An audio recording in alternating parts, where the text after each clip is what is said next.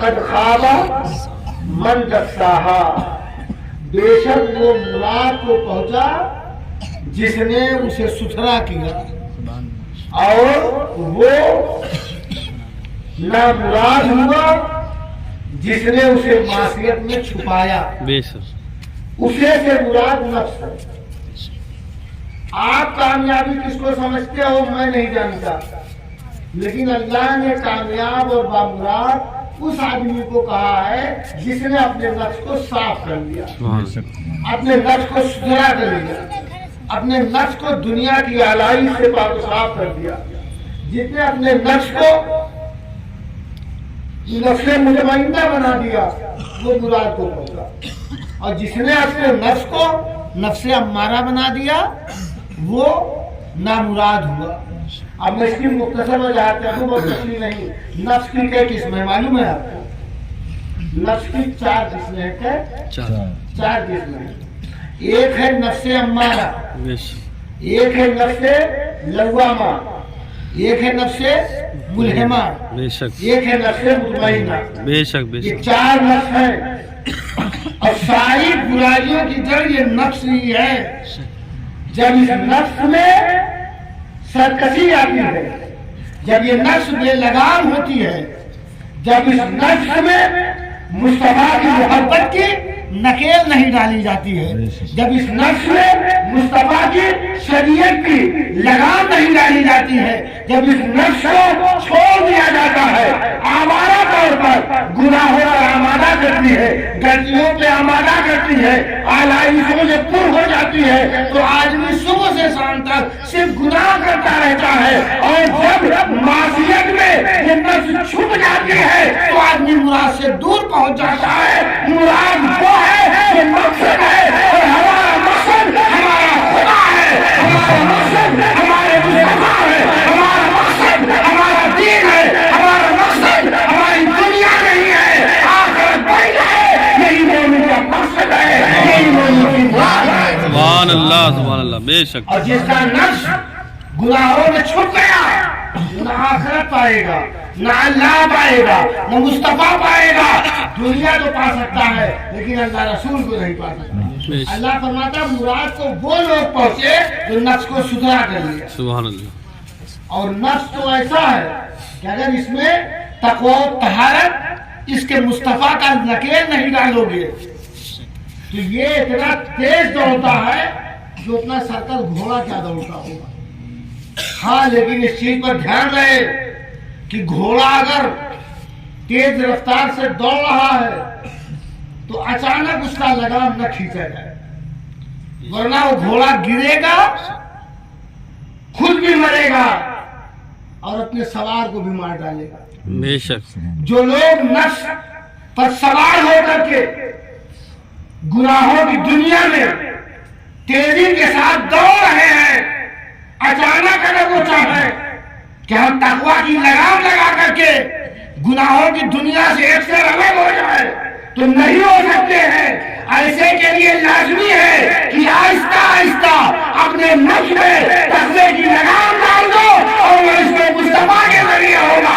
آہستہ آہستہ گناہ سے دور ہوتے رہو، نیکیوں کے قریب ہوتے رہو، مصطفیٰ کے چرتوں میں پہنچ جاؤ گے، دنیا اور آخرت کامیاب ہو جائے گی۔ سبحان اللہ، سبحان اللہ۔ اس کے لیے ضروری ہے کہ نفس کو مار ڈالنا۔ میرے گل بابا جانتے ہو کیا فرماتے ہیں کہ روح بھی نکھر جائے، زندگی سمر جائے۔ سبحان اللہ۔ روح بھی نکھر جائے، زندگی سمر جائے، اپنے نفس کو پہلے مارنا ضروری ہے۔ واہ واہ واہ۔ اپنے نفس کو پہلے مارنا ضروری ہے۔ کوئے جانے جانا میں گھومنا ضروری ہے، کھا کے پائے دلبر کو چومنا ضروری ہے۔ سبحان اللہ۔ کھا کے پائے دلبر کو چومنا ضروری ہے۔ حضرات اور مکتے میں فرماتے ہیں کہ اشرفی گل واہ واہ تمہیں شوق ہے تصوف کا، واہ واہ۔ اشرفی گل تمہیں شوق ہے تصوف کا تو درسگاہ الفت میں داخلہ ضروری ہے۔ درسگاہ الفت میں داخلہ ضروری ہے، محبت ہے۔ اس نفس کو مارنا پڑے گا، لیکن نفس کو مارنے کا طریقہ آپ کو ملے گا کہاں سے؟ وہ بزرگوں کے یہاں ملے گا، وہ اللہ کے محبوبوں کے یہاں ملے گا، وہ اللہ کے پیاروں کے یہاں ملے گا۔ میں آپ کو ایک بات بیان کروں اور آہستہ سے اپنی بات میں اختتام کی طرف لے چلوں گا، ایک لاجک بیان کروں گا اور اس کے بعد پھر ایک واقعہ بیان کر کے اپنی بات میں اختتام کی طرف لے چلوں گا۔ نفس کو کنٹرول کرنے کے طریقے ہیں، آپ اس کو برابر مخاطب کیا کرو۔ مجلس میں تقریر کرنا تو اور ہے، کبھی تنہائی میں تقریر کر کے دیکھو، محفل میں تو پڑھنا اور ہے، اپنے بستر پہ کبھی پڑھ کے دیکھو۔ ہم آپ کو مخاطب کر رہے ہیں یہ تو آسان ہے، کبھی بستر پہ خود کو مخاطب کر لیں، واہ واہ خود نفس کو مخاطب کر لیں۔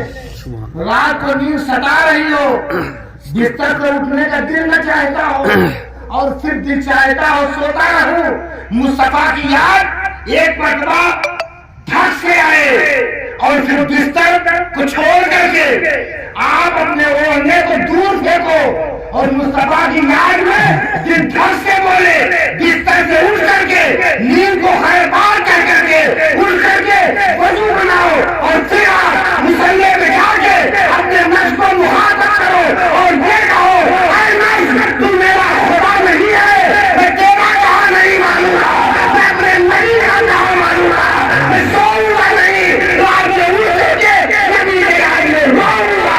اگر رونے لگ گئے تو دنیا بھی آپ کی ہوگی اور آخرت بھی آپ کی ہوگی۔ سبحان اللہ۔ لیکن اس نفس کو مارنے کے لیے اٹھنا پڑے گا۔ یہ مطلب ایک واقعہ بتاؤں، ٹاٹا میں ایک بزرگ تھے، انہوں نے جانتے کیا کہا، میں تیرا کہا کیوں مانوں، میں تیرا کہا کیوں مانوں، نہ تو میرا خدا ہے نہ میں تیرا بندہ ہوں۔ واہ واہ۔ اور یہ بات جب مولانا لوگوں تک پہنچی تو مولانا لوگ اٹھائے قلم، سورت مسولہ میں کافر ہو چکا ہے کہنے والا۔ تو وہاں پہ جو صدر المدرسین تھے ٹانڈا کے، انہوں نے کہا بھائی کہا کس نے ہے، بتائے جو پاگل رہتا ہے، ان کو پکڑ لیا، تو بزرگ ہے۔ جب وہ آئے کہا حضرت آپ نے کہا کہ میں تمہارا کہا کیوں مانوں، نہ تو میرا خدا ہے نہ میں تیرا بندہ ہوں، اس حالت میں تو آدمی کافر ہو جائے گا، آپ حضرت کیوں ایسا بولے؟ کہا بات یہ ہے میرا نفس کئی سال سے ٹھنڈا پانی مانگ رہا ہے، میرا نفس کئی سال سے ٹھنڈا پانی مانگ رہا ہے، میں اس کو ٹھنڈا پانی نہیں دے رہا ہوں۔ جب جب میرا نفس ٹھنڈا پانی کا مطالبہ کرتا ہے تب تب میں اپنے نفس کو مخاطب کر کے کہتا ہوں، نہ تو میرا خدا ہے نہ میں تیرا بندہ ہوں، تیرا کہا کیوں مانوں۔ جب توقیر آئی علماء نے کہا غلطی ہوئی، سمجھے گا اپنے نفس کو مخاطب کر کے اس میں اس کے مصطفیٰ کا ایسا ہمت کراؤ تاکہ یہ گناہ کرنے پر آمادہ نہ ہو اور یہ نفس صاف ہو کر کے نفس مطمئنہ بن جائے، تو اطمینان والی نفس اللہ سے ملت والی نفس، سبحان اللہ سبحان اس اللہ۔ نفس کو بہتر بنا لو، کامیابی ملے گی۔ اور ایسا موضوع ہے جس پہ تو میں اکیلے بہت تقریر کرتا ہوں، رات میں جب کوئی نہیں ہوتا تب میں اس پر بہت گفتگو کرتا ہوں، سبحان اللہ۔ اپنے نفس کو مخاطب کر کے۔ تو نفس کو مخاطب تم بھی رات میں کیا کرو اور کہا کرو کہ تمہارا کہا کبھی نہیں مانوں گا، جب وہ چاہے اس کا الٹا کر جاؤ۔ اب ایسا مت کرنا وہ فجر پڑھنا چاہے تم کہہ دو نہیں پڑھوں گے، تو فجر جب پڑھوائے تو سمجھ لو نفس مطمئنہ ہے، جب نیک کام کروائے تو سمجھ لو نفس مطمئنہ ہے، اور جب نفس مطمئنہ حاصل ہو جائے گی تو دنیا میں ٹھاٹ سے جیو گے، کسی کا غم نہیں ہوگا، کوئی خوف نہیں ہوگا، کوئی فکر نہیں ہوگی۔ تو جب ایسا بن گئے مصطفیٰ سے محبت ہو گئی تو کامیاب ہو جاؤ گے۔ اور میرے نبی سے محبت کرنا، ان کا کہا ماننے میں کبھی نقصان نہیں ہوتا۔ اور یہ ٹماٹر اور سبزی کی کھیتی کرنے والوں کو میں بتا دوں کہ آپ اگر نبی کی بات مانو گے تو کبھی نقصان نہیں، سبحان اللہ۔ ہم نبی کی بات مانیں گے تو کبھی نقصان نہیں ہوگا، بے شک کبھی نقصان ہو ہی نہیں سکتا ہے۔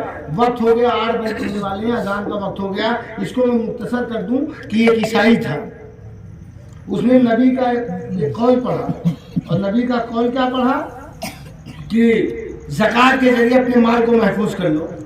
تو اس نے کہا لاؤ مسلمان تو نہیں ہوں لیکن نبی کی شریعت کے حساب سے زکات نکال دینے سے بڑا آدمی بن سکتا ہوں کہ نہیں، اور تدبیریں تو فیل ہو گئی۔ اس کے بعد اس نے شریعت محمدی پہ زکات نکالی، صلی اللہ علیہ وسلم۔ عیسائی تھا، مسلمان نہیں تھا، اور جب اس کا پارٹنر لے کے مال گیا بیچنے تو واپس خبر آیا، قاصد بھیجتا ہے، قاصد جو سے آتا ہے قافلے کی طرف سے کہ مال لوٹ لیا گیا، لوگ زخمی ہوئے، اور اس نے قسم کھایا تھا کہ اگر بزنس میں فائدہ ہوا تو کلمہ پڑھوں گا، نقصان ہوا تو محمد کو نعوذ باللہ ماذ اللہ مار ڈالوں گا۔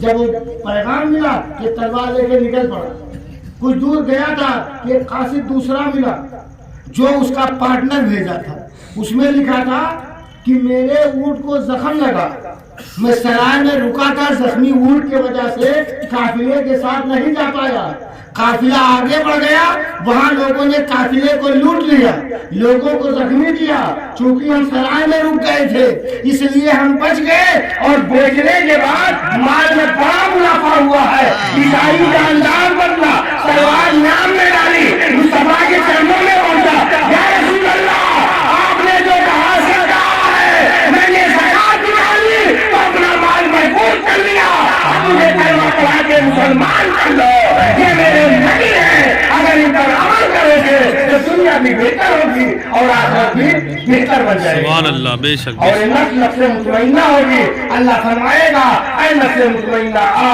آ آ، میں تجھ سے راضی، تو مجھ سے راضی، میرے بندے میری جنت میں داخل ہو جا، کھڑے ہو کر سلام پڑھو۔